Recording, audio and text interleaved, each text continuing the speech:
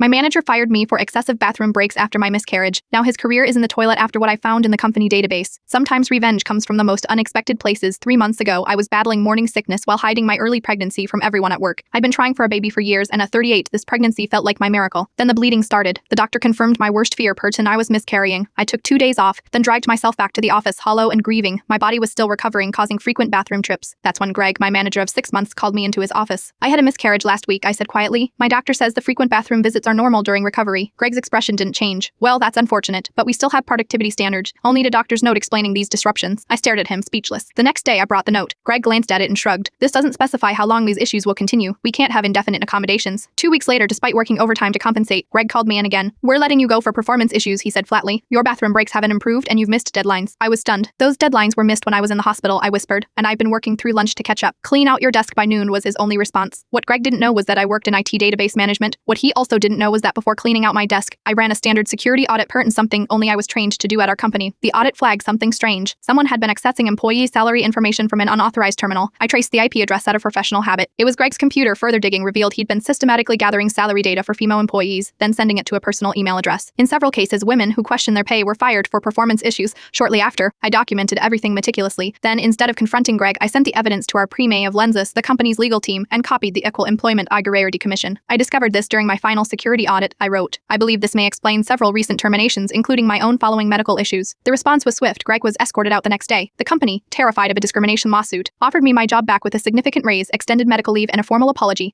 I declined their offer but accepted the 6-month severance package they desperately threw at me instead. 3 other women have since been rehired with back pay. Greg, meanwhile, is being investigated by the EEOC and struggling to find work in our industry. His Puithin now lists him as a self-employed consultant. Sometimes justice requires nothing more than doing your job thoroughly on your way out the door.